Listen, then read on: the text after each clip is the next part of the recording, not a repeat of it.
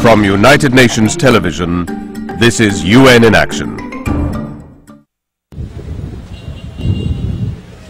Young people in Guyana, a Caribbean nation of fewer than 800,000 people, are leading a campaign in HIV and AIDS prevention.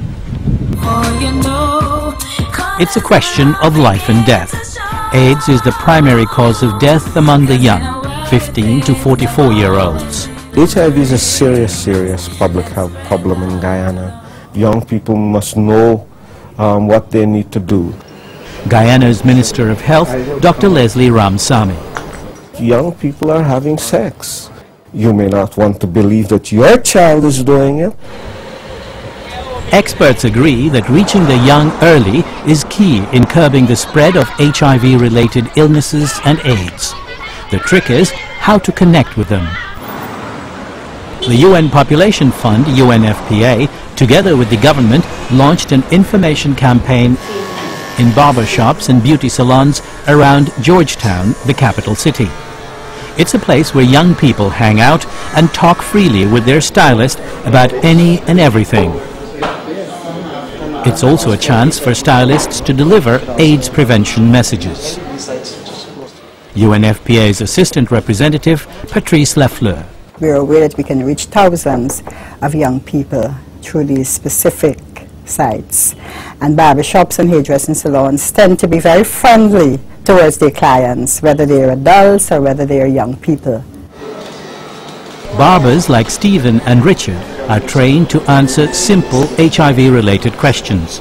They distribute literature and condoms to clients free of charge. Now we are in a position to distribute condoms to persons. When I first get involved, Even try to get them to come to workshops with us, right? So they could get the information firsthand. young people in Guyana right now, most of them are very interested about HIV and AIDS and how they would go about protecting themselves.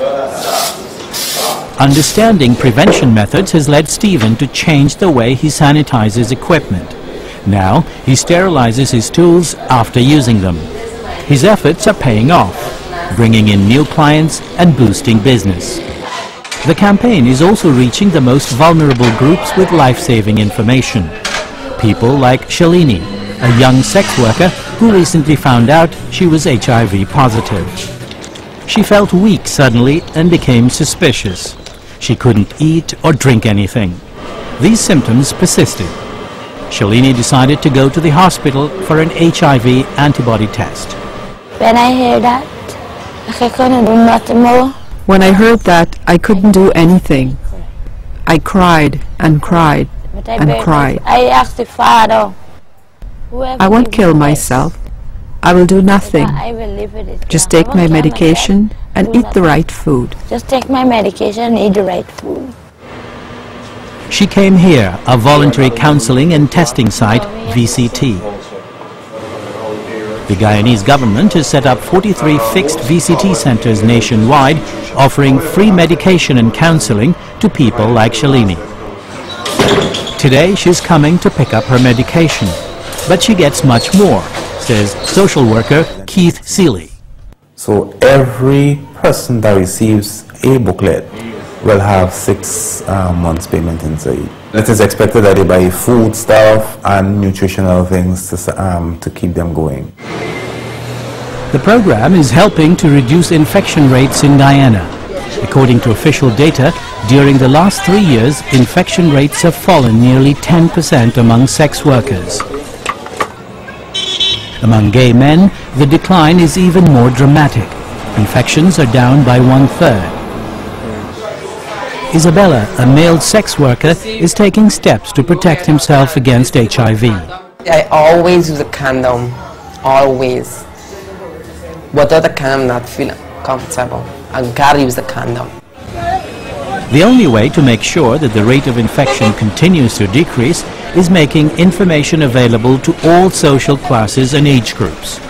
But the secret to success is reaching the young. And this very smart initiative does just that.